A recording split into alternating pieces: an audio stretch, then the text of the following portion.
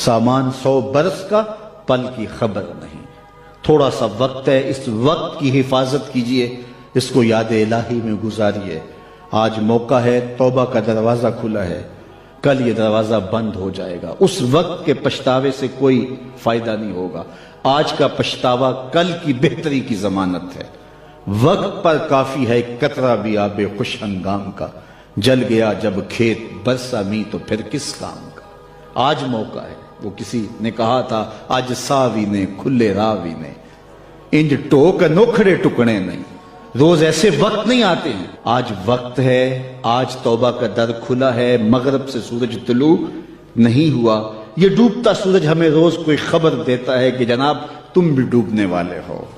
یہ سڑکوں کے کناروں پہ بھی قبرستان دکھائی دیتے ہیں، اور آبادیوں کے اندر بھی یہ ہمیں بتاتے ہیں کہ تم مٹی کا رزق بننے والے ہو۔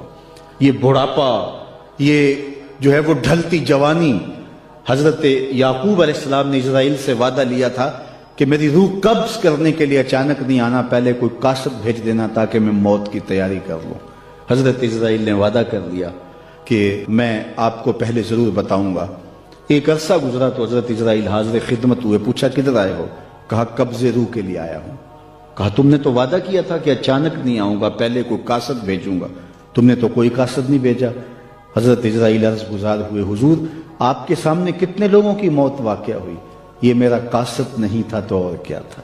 ابھی ہم آ رہے تھے، یہ تھوڑا سا لیٹ اس لیے ہوئے کہ راستے کے اندر ٹریفک جام تھی، تو آگے کیا تھا کہ کسی گاڑی نے ٹکر ماری اور بیچ چوراہے میں لاش پڑی تھی۔ وہ صبح تو ہنستا ہوا گھر سے آیا ہوگا، لیکن اب اس کے گھر میں اس کا جنازہ پہنچے گا۔ مجھے اور آپ کو نہیں پتا ہمارا اٹھنے والا اگلا قدم کہاں ہے، اور جب ہمیں یہ نہیں پتا ہے، فرمایا گیا زندگی اور موت کے بارے میں کیا خیال ہے؟ کہا فجر پڑی ہے، پتہ نہیں ظہر پڑیں گے یا کہ نہیں۔ کہا میری صحبت میں بیٹھ کے اتنی لمبی امیدیں لگائے بیٹھے ہو۔ کہا ظہر پڑی ہے جناب، عصر پڑیں گے یا کہ نہیں۔ ایک بولا عصر پڑی ہے، پتہ نہیں مغرب پڑیں گے یا کہ نہیں۔ ایک نے کہا ایک رکعت پڑی ہے، پتہ نہیں دوسری رکعت بھی پڑھنی نصیب ہوتی ہے یا نہیں۔ فرمایا یہ سب تمہاری باتیں ہیں، میں تو کہتا ہوں ایک طرف سلام پھیرا ہے، پتہ نہیں دوسری طرف سلام بھی پھیر سکیں گے یا کہ نہیں۔ کیا موت اتنی قریب نہیں ہے؟ میں اور آپ اپنی آخرت کے لیے کیوں نہیں سوچتے؟ اپنی زندگی کو کیوں نہیں بدلتے؟ توبہ کا در کھلا ہے، کل نہیں ہوگا۔ تو آئیے آج کے ان حسین لمحوں کو، آج کی ان گھڑیوں کو، آج کی جوانی کو، حتیٰ کہ آج کے بڑھاپے کو حسن دے لیں، اور آج کا پچھتاوا کل کی بہتری کی ضمانت ہوگی۔ کل کا پچھتاوا سوائے دکھ بڑھانے کے اور کچھ نہیں ہوگا۔ آنا تو ہے ہی اس کی چوکھٹ پہ، پھر جو لوگ اٹھا کے لے کے آئیں گے، اچھا نہیں ہے کہ خود چل کے جائیں، پھر جو لوگ کندھوں پہ اٹھا کے لے کے جائیں گے، کل جو کفن میں منہ چھپا چھپا کے جاتے پھریں گے، اس کی رحمتیں آواز دیتی ہیں کھلے منہ آ جا، میری رحمتیں تیرا استقبال کریں گے۔ جو باغی ہے اس کی چوکھٹ اور دہلیز کو چھوڑ کے بغاوت کر کے بھاگ رہا ہے، اس کے حکموں کو توڑ کے جا رہا ہے، اس کو اس کی رحمتیں آوازیں دے رہی ہیں۔ کیا؟ یا ایھا الانسان، او بھاگے ہوئے انسان اور بھولے ہوئے انسان، ما غرک بربک الکریم، آجا پلٹ کے، تیرا رب بڑا ہی کریم ہے۔ دنیا کے اوپر جتنے بھی لباس پہنے جاتے ہیں ان کو کئی کئی جیبیں لگی ہوتی ہیں، شلوار قمیض ہو یا پینٹ شرٹ ہو تو کئی کئی جیبیں لگی ہوتی ہیں، صرف ایک لباس ہے جس پر جیب کوئی نہیں، اور وہ کفن ہے۔ یہ بغیر جیب کے لباس اس لیے کہ یہاں سے کوئی ساتھ لے کر نہیں جانا، صرف عمل ساتھ لے کر کے جانے۔ لیکن حب دنیا اس طرح رچ بس گئی ہے کہ بس سویر سے لے کر شام تک بھاگم بھاگ اسی پہ لگی ہوئی ہے۔ جس نے ڈھیروں اکٹھے کر لیے چین اسے بھی نہیں آ رہا، قرار اسے بھی نہیں ملتا، اور اگر کسی سے پوچھو تو وہ کہتا ہے جی بس روٹی کے لیے لگے ہیں، پیٹ کے لیے دھندا کر رہے ہیں۔ پیٹ تو 2 روٹیاں صبح مانگتا ہے، 2 شام کو مانگتا ہے، چلو 2 دوپہر کو بھی دے دیں اس کو۔ یہ اتنا کچھ کیوں ہو رہا ہے؟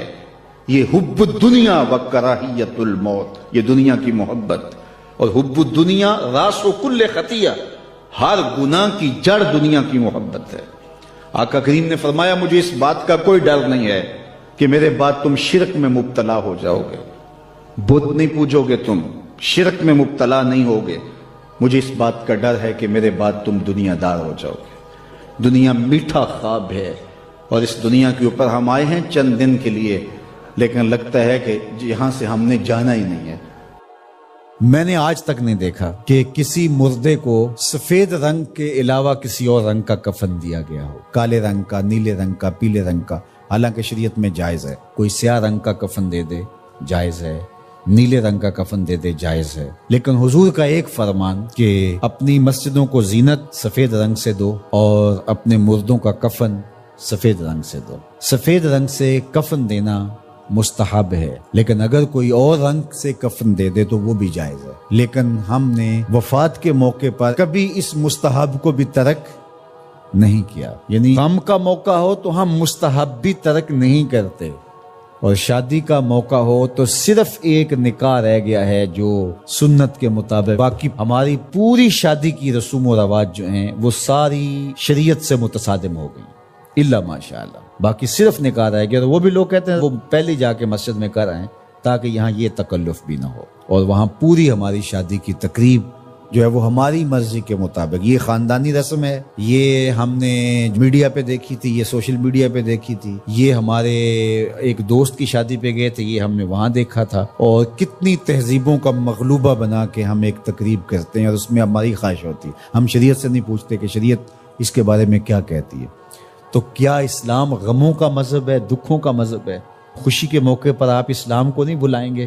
آپ مجھے غم کے موقع پہ آواز دیں، فوتگی کے موقع پہ آواز دیں، میں چلا آؤں، اور جب شادی ہو تو آپ مجھے کارڈ ہی نہ بھیجیں، تو میں کہوں گا کہ میرا آپ سے صرف یہی تعلق ہے۔ غم کا موقع ہو تو آپ شریعت کے مستحب کا بھی خیال رکھیں، اور شادی کا موقع ہو تو آپ شریعت کی پرواہ نہ کریں۔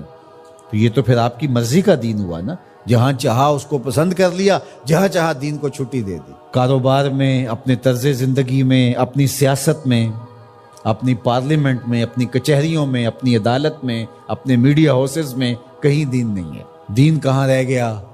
اللہ اکبر۔ اقبال نے جو شکوہ میں کہا کہ اگر مسجد میں صف آ رہا ہوتا ہے تو غریب، دین غریبوں کے پاس رہ گیا۔ دولت بڑھتی جاتی ہے تو دین بھی مرضی کا ہوتا جاتا ہے۔ مولوی صاحب کو پابند کرنے چاہتے ہیں لوگ کہ آپ اس طرح کا دین دے جس طرح ہم چاہتے ہیں، تو یہ تو اپنی خواہش اور آرزو اور تمنا کا نتیجہ ہوا۔ تو اللہ فرماتا ہے پھر یہ کیا ہوگا اگر تم ایسا کرو گے تو آخرت رہی، وہاں تو اشد عذاب تمہیں ہوگا ہی، دنیا میں بھی تمہارے لیے خزی رسوائی ہے۔ اور آج ہمارا مسئلہ کیا ہے؟ آج ہم نہ دنیا دار ہیں نہ دین دار ہیں۔ کافر تو سیدھے سیدھے کافر ہیں اور اپنا ان کا نظام ہے اور اس نظام کے مطابق چل رہے ہیں، اور ہم کیا ہیں؟ ہم رادے بٹیر رادے تیتر، کبھی ہم کہتے ہیں ہم مسلمان ہیں اور کبھی کہتے ہیں نہیں ہم جدید تہذیب کے نمونے ہیں، اور ہم اس صورت کے اندر اپنے آپ کو دکھانا پیش کر رہے ہوتے ہیں۔ تو ہماری شکلیں روز بدلتی رہتی ہیں۔ مسجد میں آتے ہیں تو ہم ٹوپی پہن لیتے ہیں اور پھر ہم ٹوپی بھی وہیں چھوڑ جاتے ہیں، اور میں کہتا ہوں نماز بھی وہیں چھوڑ جاتے ہیں۔ جب دکان پہ بیٹھے ہوتے ہیں تو اس وقت ہم نمازی نہیں ہوتے، بلکہ ہم حج اور احرام بھی وہیں چھوڑ آتے ہیں، اور ہم یہاں اور طرح کے مسلمان ہوتے ہیں، حج پہ اور طرح کے مسلمان ہوتے ہیں، اعتکاف میں اور طرح کے مسلمان ہوتے ہیں، اور ہم باہر اور طرح کے مسلمان۔ حالانکہ یہ ساری تربیت ہے ہماری عملی زندگی میں، اس کا اثر پیدا ہو۔ جب سجدہ کریں تو سجدے کا نور لے کے گھر پلٹیں، جب رکوع کرے تو رکوع کا جمال ہمارے ساتھ سفر کرے، جب حج کرے تو حج کا نور ہمارے ساتھ اتر کے آئے اور ہم اس کو معاشرے میں بانٹیں، اعتکاف کا جمال ہماری طبع کے اندر راسخ ہو جائے اور ہمارے اندر جو ہے وہ نور بکھیر دے۔ تو مسلمان کا دین اور دنیا الگ چیز نہیں ہے، مسلمان کا دین اور دنیا ایک ہی چیز ہے، اور وہ اکٹھے چلتے ہیں، اور ان کو جدا کریں گے تو پھر چنگیزی کے علاوہ کچھ باقی نہیں رہے۔